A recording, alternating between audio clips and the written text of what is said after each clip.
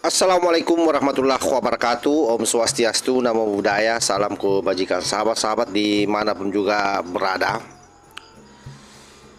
Hari ini ada satu video yang menarik yang akan kita bahas sahabat ya, di mana Roy Panci atau Roy Suryo bersama dengan Refli Harun tampil ke publik secara bersama-sama.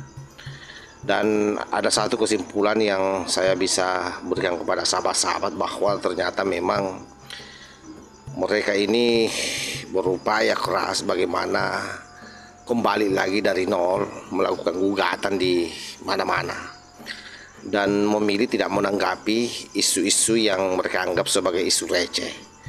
Ya, salah satunya kalau saya melihat dari pernyataannya termasuk isu yang mengarah ke RH dan Dr. T. Jadi bagi mereka itu adalah katanya isu receh yang hanya akan menghabiskan waktu dan melarikan konteks ijazah palsu ini yang mereka dari awal perjuangkan. Dan hal itu ditanggapi oleh Andi Aswang sahabat.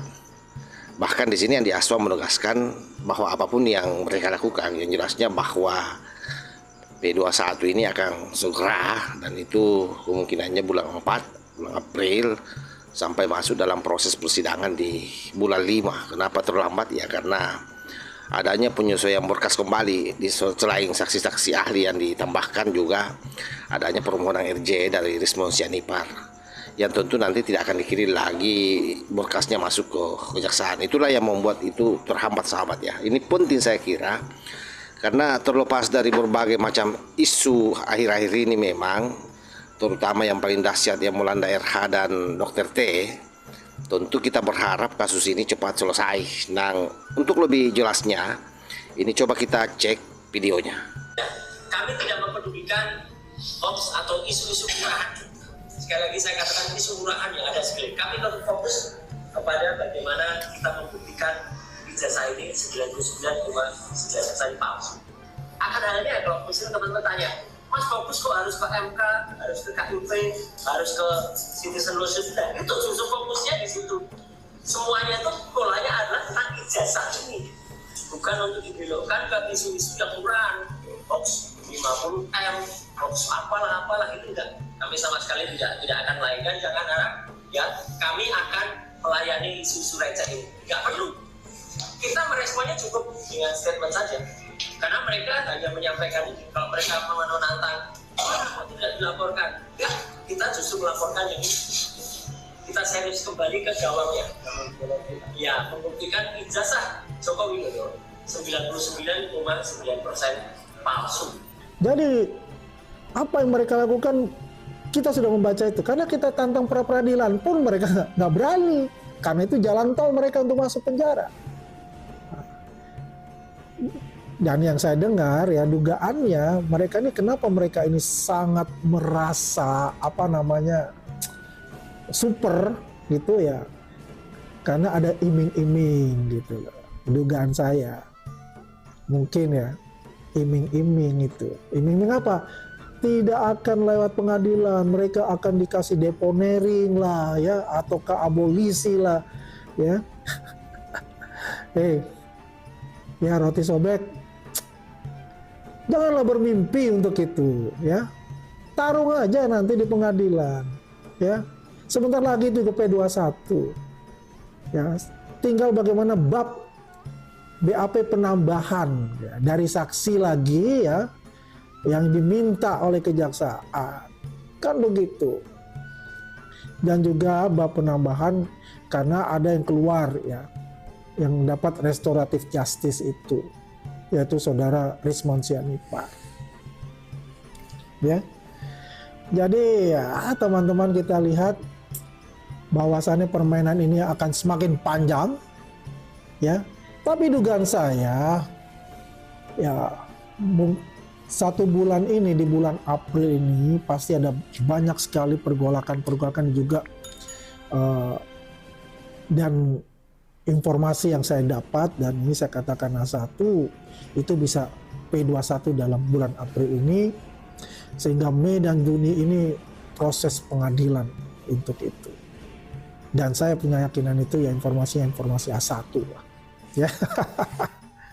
Jadi teman-teman Jadi memang semua, kedengarannya mereka sangat ketakutan ya menanggapi apa yang disampaikan oleh Bang Farhad Abbas. Jadi mereka lebih memilih melakukan serangan yang sepertinya kasus ini diarahkan kembali dari nol sahabat. Dan itulah upaya mereka untuk mencoba menghambat laju kasus ini agar tidak jadi disidangkan. Apalagi dia menggugat juga Polda Metro Jaya ya, para penyidik digugat terkait soal proses pentersangkaan mereka. Tetapi apa yang disampaikan Andis Aswan buat kita saya kira memberikan kejelasan ya, bahwa memang kasus ini sampai hari ini masih on the track. Dan sekali lagi bahwa keterlambatan P21 itu efek dari beberapa tambahan pemberkasan, termasuk saya kira dengan pengajuan RJ dari Rismon Sianipar. Oleh karena itu sahabat-sahabat sekalian, bahwa ketika mereka mencoba sebenarnya keluar dari masalah-masalah yang mendera mereka, padahal kita tahu mereka semua ini kan orang-orangnya rada-rada reaktif ya, apapun isu yang terkait dengan jasa Pak Jokowi dan serangan itu mengarah ke mereka, itu pasti dia akan tanggapi. Tapi khusus untuk Dokter Tipa yang dinyatakan oleh para Abbas bahwa 5 hari dia ke Solo dan tidak ditemui oleh Pak Jokowi, termasuk soal persengkongkolan antara RH dan Dokter T, itu benar-benar mereka tidak mau tanggapi. Oleh sebab itulah dia mengambil jurus bagaimana memadatkan agenda-agendanya untuk terus melakukan serangan-serangan, sekalipun serangannya itu saya kira kita sudah bisa membayangkan hasilnya seperti apa sahabat. Yang pasti bahwa diskursus ijazah ini memang betul-betul harus kita kawal, termasuk jangan sampai kita lengah, karena banyak informasi juga yang beredar bahwa menyeret-nyeret nama Pak Prabowo katanya tidak menginginkan orang-orang ini ditahan. Oleh sebab itu katanya yang membuat lama itu kalau menurut Edi Mulyadi yang saya sudah bahas sebelumnya. Oleh sebab itu sahabat-sahabat ya mesti harus konsisten mengawal agar kasus ini tidak bias terlepas dari isu-isu yang memang saya kira sangat luar biasa, dan itu saya kira sah-sah saja kalau kemudian terglorifikasi di media sosial ya, namanya saja media sosial kan. Nah, oleh sebab itu sahabat-sahabat, bahwa tak kala mereka memilih bungkam untuk tidak menanggapi kasus yang terkait dengan Dokter Tipa Solo dan terkait dengan RH beserta persekongkolannya dengan Dokter T, ya itu terserah mereka. Yang pasti bahwa stigma di masyarakat pasti tetap akan ada itu selama mereka tidak mau mengklarifikasi atau tidak melaporkan para Abbas. Karena kalau mereka merasa benar kan harusnya dia melaporkan para Abbas. Tapi kenapa dia tidak melaporkan? Ya sahabat-sahabat silahkan memberikan tanggapannya. Apa kira-kira yang membuat dia alpa membangun narasi, membangun opini, mengkanter apa yang disampaikan oleh Bang Farhad Abbas. Saya kira demikian sahabat. Wallahul muwaffiq ila aqwamit thariq. Wassalamualaikum warahmatullahi wabarakatuh.